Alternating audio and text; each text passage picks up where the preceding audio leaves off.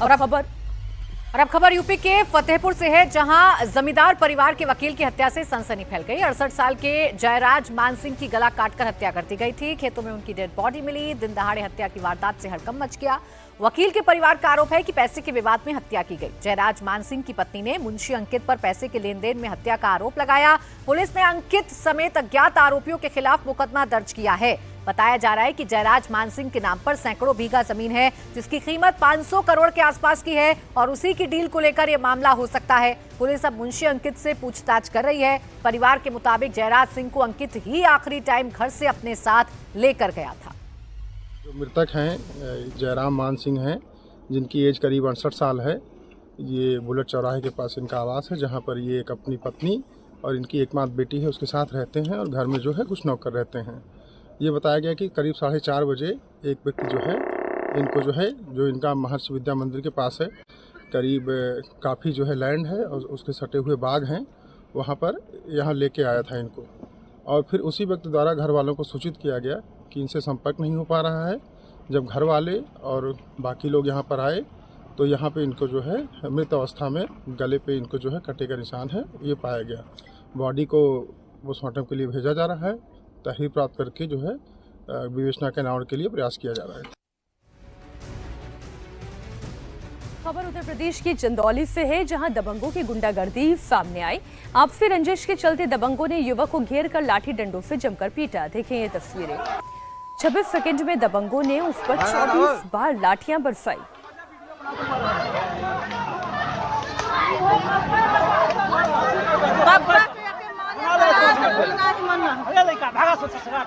बहुत बेदर्दी से युवक को पीटा गया। युवक की हालत गंभीर है, अस्पताल में भर्ती है।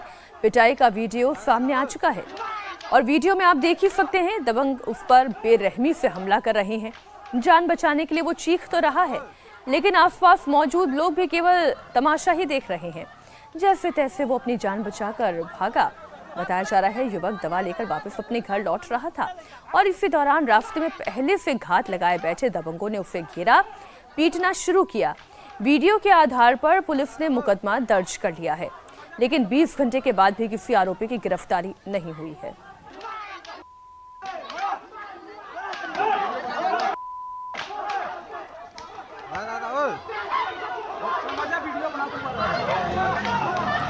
उत्तर प्रदेश के चंदौली की यह पूरी घटना, जहां पर एक युवक को दबंगों ने लाठियों से जमकर पीटा, ताबड़तोड़ हमला किया गया। युवक की हालत गंभीर है, अस्पताल में भर्ती है।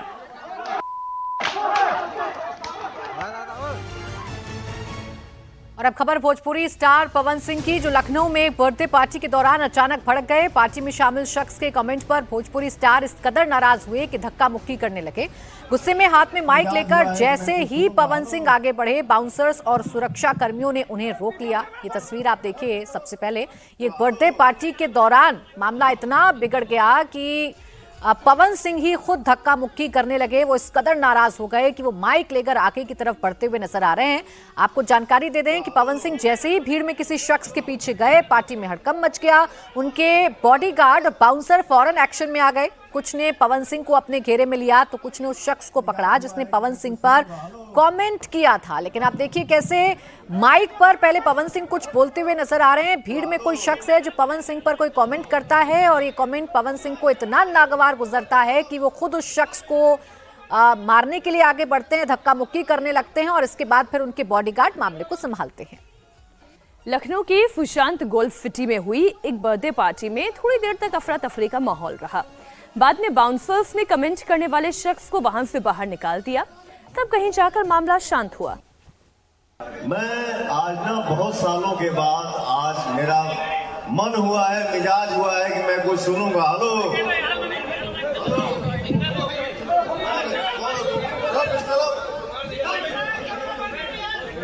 बहुत सालों के बाद मेरा मन हुआ है कि मैं आज संगीत सुनूंगा। मुझे सुनने दो, डोंट डिस्टर्ब मी। मैं आज ना बहुत सालों के बाद आज मेरा मन हुआ है, मिजाज हुआ है कि मैं कुछ सुनूंगा। हेलो,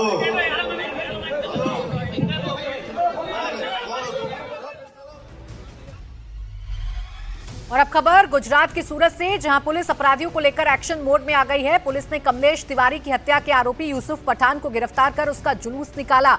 जमानत पर छूटने के बाद यूसुफ बाहर आया था और उसके बाद वो वसूली और रंगदारी कर रहा था, जिसके बाद पुलिस ने उसे गिरफ्तार कर शहर में उसकी परेड निकाली। पुलिस ने उसे ऐसा सबक सिखाया और दूसरे गुनहगारों को एक मैसेज भी दिया कि कायदे में रहोगे तो फायदे में रहोगे। बताया जा रहा है कि आरोपी यूसुफ पठान ने अपने परिचित इकबाल सिद्दीकी की कार छीन ली थी और जान से मारने की धमकी दे रहा था। इसके बाद पीड़ित ने थाने में शिकायत दर्ज कराई। शिकायत के आधार पर पुलिस ने रंगदारी और धमकी का केस दर्ज कर आरोपी को गिरफ्तार किया। जांच के दौरान पता चला कि आरोपी यूसुफ पठान ने 5.5 करोड़ रुपए के साइबर फ्रॉड में भी वो शामिल रहा है। पुलिस को यह भी शक है बड़े अंतर्राष्ट्रीय साइबर गिरोह का वो हिस्सा हो सकता है।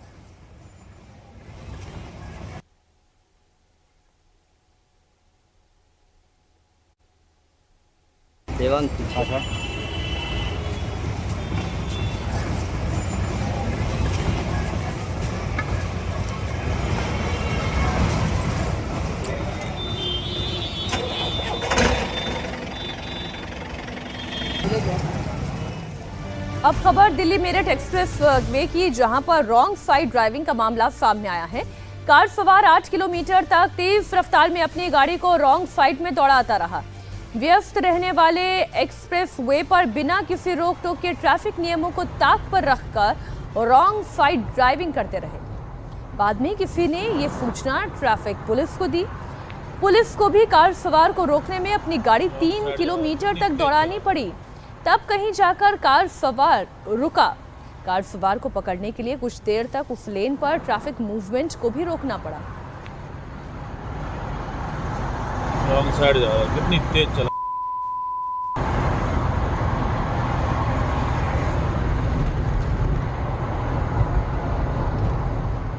पुलिस ने ट्रैफिक नियम तोड़ने के आरोप में कार को सीज कर दिया है। साथ ही गाड़ी का 7,000 रुपए का चालान भी काटा गया। कार की रफ्तार इतनी तेज थी कि कोई बड़ा हादसा हो सकता था। पुलिस का कहना है कि ये कार लाल कुआं से पहले एग्जिट बंद होने के कारण डासना की तरफ जाने की बजाय यूपी गेट की तरफ वापस मुड़ गई। कार में 2 लोग सवार थे।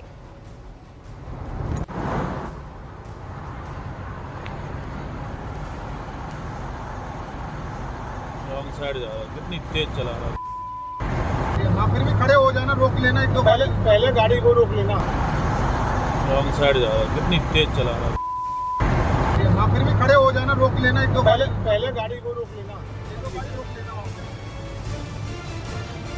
और अब खबर झारखंड के धनबाद से आ रही है, जहां बाइकर्स गैंग ने जमकर तांडव मचाया। 8 लेन सड़क पर बाइकर्स गैंग 3 घंटे तक मौत का खेल खेलते रहे। उनकी इस स्टंटबाजी के दौरान कुछ लोग वीडियो बनाते दिखाई दिए तो कुछ लोग डरे सहमे रहे। ट्रैफिक घंटों ठप हो गया। बाइकर्स पहिया उठाकर सड़क पर रफ्तार में बाइक दौड़ा रहे थे। लोग साइड में खड़े होकर इन बाइकर्स का वीडियो बनाते रहे, लेकिन उनको रोकने की किसी की हिम्मत नहीं पड़ी। लेकिन वहां से गुजरने वाले वाहनों ने डर की वजह से अपना रास्ता जरूर बदल लिया। प्रशासन की आंखें तब खुली जब वीडियो सोशल मीडिया पर वायरल हो गया। अब पुलिस इन बाइकर्स की तलाश में जुटी हुई है। तो ये तस्वीर हम आपको दिखा रहे हैं। ये बाइकर गैंग है जो स्टंटबाजी करता हुआ नजर आ रहा था, और इनको देखने के लिए सड़क पर जो भीड़ इकट्ठा है उसे भी आप देख लीजिए। ये बाइकर जबरदस्त स्टंटबाजी कर रहे थे और इसके लिए इन्होंने बाकायदा सड़क को ही जाम कर दिया और इनकी वीडियो बनाने के लिए लोग सड़कों पर आ गए। हालांकि अब ये स्टंटबाजी उन्हें भारी पड़ती नजर आ रही है। बड़ी खबर राजस्थान की राजधानी जयपुर से भी आ रही है, जहां एक बार फिर से तेज रफ्तार थार का कहर देखने को मिला। एक्सप्रेसवे पर थार सवार ने 18 साल के अनाया शर्मा को बेरहमी से कुचल दिया। ये टक्कर इतनी भयानक थी कि अनाया की जान चली गई। थार सवार दूसरी गाड़ियों को टक्कर मारता हुआ मौके से वहां फरार हो गया। थार सवार को जब लगा कि वो फंस गया है तो वो गाड़ी छोड़कर भाग गया। पुलिस गाड़ी को जब्त कर चालक की तलाश कर रही है। थार से टक्कर में जिस अनाया की जान गई है, उनका सपना एयरफोर्स ज्वाइन कर देश की सेवा करने का था। झुंझुनू की रहने वाली अनाया जयपुर में एयरफोर्स की फिजिकल एग्जामिनेशन के लिए यहाँ पर आई थी। जब वो जॉगिंग कर रही थी उसी वक्त थार ने उन्हें बहुत जोर की टक्कर मारी, जिसमें उनकी जान चली गई।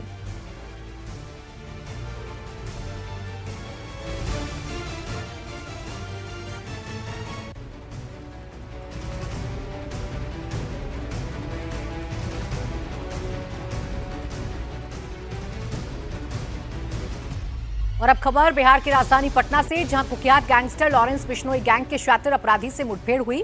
पटना के मसौढ़ी इलाके में हाफ एनकाउंटर कर पुलिस ने लॉरेंस गैंग के गुर्गे परमानंद यादव को पकड़ा है।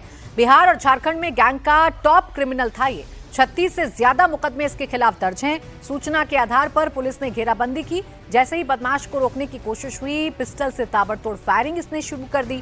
जवाबी कार्रवाई में पुलिस ने पलटवार किया। पुलिस ने दौड़ाकर पैर में गोली मारी, जिसके बाद स्पॉट पर ही बदमाश गिर गया। मौके से पुलिस ने बदमाश की बाइक को भी जब्त कर लिया है।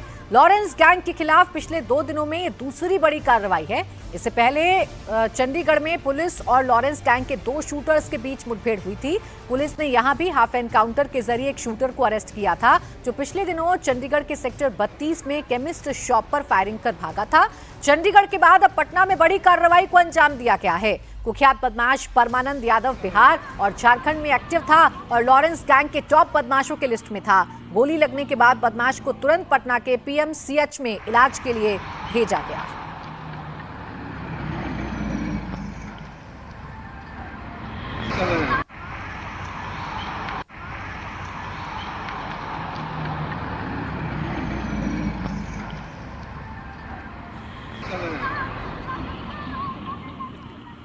हमारे सहयोगी नीतीश चंद्र इस खबर पर जुड़ गए हैं। नीतीश, पुलिस की कार्रवाई की डिटेल दें।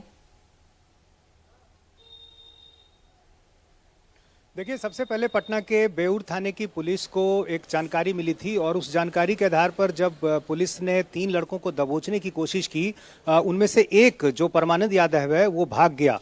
पुलिस को ये जानकारी मिली कि मसौढ़ी की तरफ वो भागा है और उसके बाद मसौढ़ी थाने को इसकी जानकारी दी गई और NH 27 पर वहाँ पर चेकिंग किया गया। इसी बीच जब पुलिस को एक पल्सर बाइक जो है सामने से नजर आती दिखी, पुलिस ने रुकने का इशारा किया, लेकिन परमानंद यादव ने तुरंत अपने कमर से पिस्टल निकालकर पुलिस पर फायरिंग करनी शुरू कर दी और इसी दौरान जो है पुलिस ने भी गोली चलाई और उस दौरान परमानंद यादव जो है वो घायल हो गया और उसको अस्पताल भेजा गया है। परमानंद यादव के बारे में पुलिस को ये जानकारी मिली है कि ये राहुल सिंह गैंग से जुड़ा हुआ है और राहुल सिंह गैंग का जो संबंध है वो लॉरेंस बिश्नोई से है और इसलिए उसके बाद लगातार जो है पुलिस इसके पूरे क्राइम रिकॉर्ड को खंगाल रही है। कई ऐसे मामले हैं बिहार और झारखंड में जो इस पर दर्ज हैं और दरअसल परमानंद यादव जो है वो झारखंड के लातेहार का रहने वाला है और यहाँ पुलिस को जानकारी मिली थी कि वो इन दिनों बिहार में सक्रिय है, तो पुलिस ने वहाँ पर दबिश दी। वहाँ से जो हथियार है वो भी पुलिस ने बरामद कर लिया है और तमाम जो बड़े अधिकारी हैं वो मौके पर पहुँच गए और पूरे मामले की अभी छानबीन की जा रही है। बहुत शुक्रिया नीतीश आपका इस पूरी जानकारी के लिए।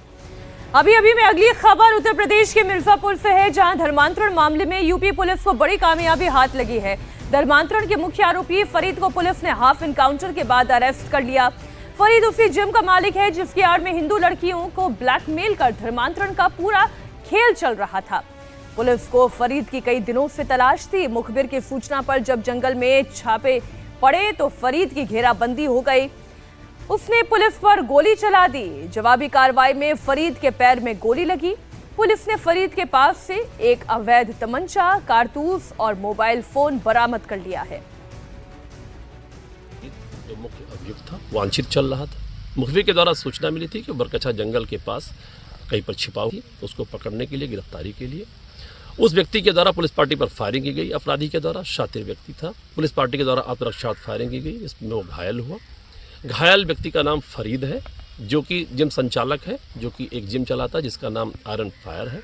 ये उस पूरी घटना का मुख्य सूत्रधार था, मुख्य अभियुक्त था। इससे पूछताछ से कुछ चीजें और ज्ञात हुई हैं। घटना में प्रयुक्त तमंचा बरामद हुआ है। सोचिए, लोग जिम जाते हैं बॉडी बनाने के लिए, जिम जाते हैं सेहतमंद रहने के लिए, अट्रैक्टिव दिखने के लिए, लेकिन यहाँ पर जिम चलाने की आड़ में धर्मांतरण का खेल चल रहा था। हालांकि अब ये जिम का मालिक फरीद पुलिस की गिरफ्त में है। अब जो भी होगा वो कानूनी तौर तरीकों से इलाज होगा।